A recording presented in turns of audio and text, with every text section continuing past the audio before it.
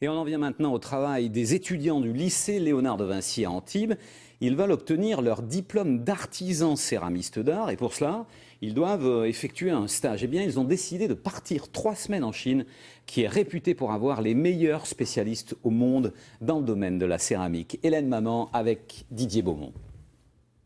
Tourner, mouler, modeler, des journées entières. Ces étudiants en métier d'art céramique ne comptent pas les heures passées à donner forme à leur imagination. À la fin de l'année, après 2 ans de formation, ils seront artisans créateurs. Toujours le même liquide. Oui. Simplement, parfois, je le passerai rapidement et je frotterai.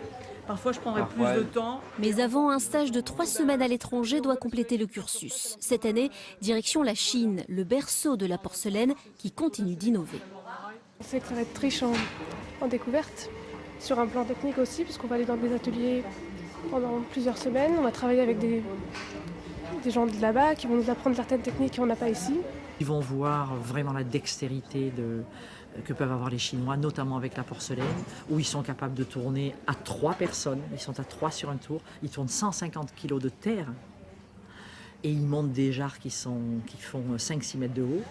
Tous ici rêvent d'ouvrir bientôt leur propre atelier. 80% des anciens étudiants y sont arrivés, sans doute grâce à un programme pédagogique tour à tour terre à terre et artistique. Il faut trouver la bonne clientèle en fonction de là où on s'installe et donc il faut être sûr que ça puisse plaire. Et aussi il faut fixer un prix et ça c'est pas toujours évident de fixer un prix sur une pièce qu'on a faite nous-mêmes. Quand on les recrute au moment des entretiens et qu'ils nous disent quel est le bassin d'emploi, on leur dit 0. Il n'y a pas d'emploi. Le seul emploi que vous aurez, c'est votre propre entreprise que vous générerez et que vous créerez. Donc il va falloir que vous soyez performant et sur un plan travail, mais surtout sur un plan créatif, également sur un plan communication et sur un plan gestion. Le voyage en Chine prévu le 21 février remplit pleinement ses objectifs.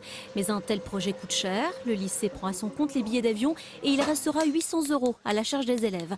Alors pour alléger la facture, ils ont lancé une souscription participative sur Internet et espèrent collecter 3 000 € avant 15 jours.